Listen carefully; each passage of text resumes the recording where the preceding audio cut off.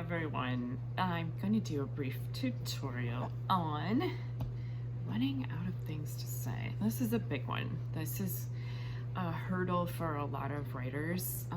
It seems like we have these arbitrary lengths that we want students to write, or the assignment is a certain amount of pages, right?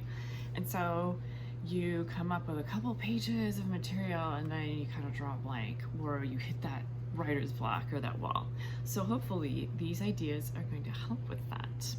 The first one is think about your idea.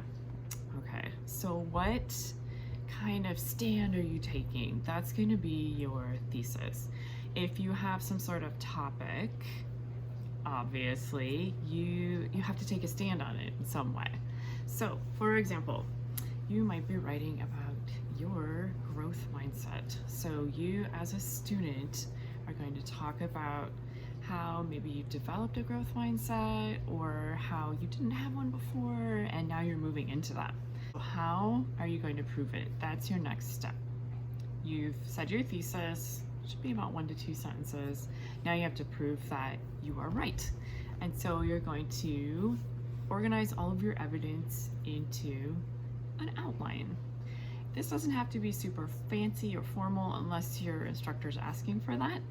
Instead, think about some major reasons why you are right. Okay, so how does your reader know that you're really developing that growth mindset? Or how are you going to prove that you are telling the truth? So you're going to organize your ideas into that outline, the major ideas, and then smaller pieces of evidence that kind of prove each one of those major ideas. As you're writing and you run out of material, you can consider going back to that outline and thinking about, oh, how do I develop this further? So here's an example of my growth mindset. And I remember another example way back in middle school or whenever it is. And so you can add that in, right? Next, think about your ideas and explaining them fully. So a lot of times I get papers that have like, here's my example, okay, next example. And the writer doesn't really take the time to explain or explore each idea. They're in a rush, they want to finish. And so I don't know what that writer's thinking, and so I can't really tell just based on what's in the paper how true that idea is or what the evidence is for the idea. So think about explaining that in more detail. Why should I believe this, right? Add more details, add, depending on the type of paper, add like sensory details, how did it feel, what happened, who was there, things like that. Think about the reporter questions. Who, what, where, when, why, and how. Okay. Vary the length of your sentences and paragraphs. That's going to make it more interesting for the reader. So if you have something that's really short, sweet, and to the point, right? Get that forceful paragraph in there and then move on to your more detailed and layered paragraph and go back and forth between sentence lengths too. We can cover that more in depth in other tutorials, but just think about adding things in. You don't have to make super short sentences and, just try to get this paper over as quickly as possible. Give it some time. Give it time.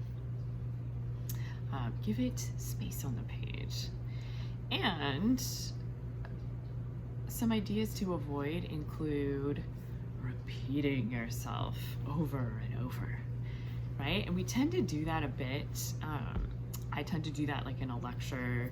I really want to make this point, so I'm going to say it multiple times, or I'm going to put it on the board too. But you think about, rather than repeating something over and over, think about if it's really important, you're going to put it as a topic sentence, or maybe even include it in the thesis, right? But then you're going to develop it and tell me why should I believe that you have a growth mindset, for example. And you're going to do that review you want to review your points. So save that for the conclusion. A lot of times people run out of steam when they're trying to finish the paper, right? And so they're like, I'm just gonna stop writing. I have my 5 pages or whatever it is, I'm gonna stop. So instead, make sure that you're reviewing your main ideas for your reader, who might be reading tons and tons of papers. And so you're going to go back, kind of review without repeating word for word, and tell your reader, hey, if there's one thing you take away from this paper, it's, right? And review that thesis and some of your main points so that I should believe the thesis. All right, so with that being said, I'd like to leave you with this quote, which I think should become my new motto. Anything that's worth doing is worth doing badly for the first time. That's by G.K. Chesterton. He's a great author, and I highly recommend adapting this philosophy. Rather than saying, I am not a good writer, I can't do this, just think about doing it badly at first, and then you'll just get better. Okay, so try to keep that in mind, keep those ideas in mind next time you feel like you're running out of things to say. All right, I will see you next time.